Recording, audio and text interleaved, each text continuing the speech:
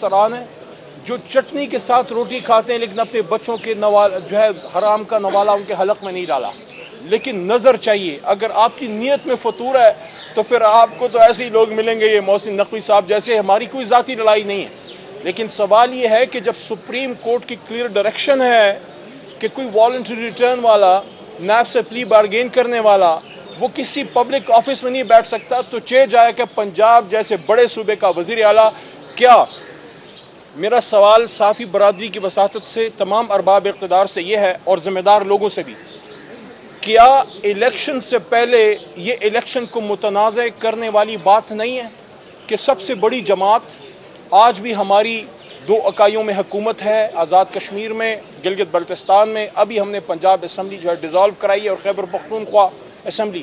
تو سب سے بڑی جماعت کو اگر اعتراض ہے, میں تو کہتا ہوں کسی بھی جماعت کو اعتراض ہو, کنٹروورشل شخص کو نہ لگائیں, کیونکہ اگر ابتدا ہی کنٹروورسی سے ہو گئی تو آگے رزلٹ کیا نکلے گا؟ پھر احتجاج, پھر جلسے, پھر جلوس. میں سمجھتا ہوں الیکشن کمیشن آف پاکستان کو بھی ہوش کے ناخن لینے چاہیے. بسط احترام عرض کر رہا ہوں, آپ کسی جماعت کے نہیں, آپ ریاست پاکستان اور عوام پاکستان کا ایک ادارہ ہیں.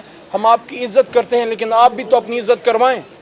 آپ کسی ایسے شخص کو کیوں نامزد کرتے ہیں جو کنٹروورشل ہے, جس کا چینل 24 گھنٹے عمران خان صاحب اور تحریک انصاف کے خلاف لگا رہتا ہے اور پروپیگنڈا کرتا ہے؟ آخر میں پھر یہی بات, غلطیاں بہت ہوئیں, نقصان بہت ہوا. کل آپ نے دیکھا ایک ایٹمی ملک 12 سے 16 گھنٹے بالکل لاک ڈاؤن, اس کا شٹ ڈاؤن ہو گیا, ساری اس کی پاور, کوئی بجلی نہیں تھی.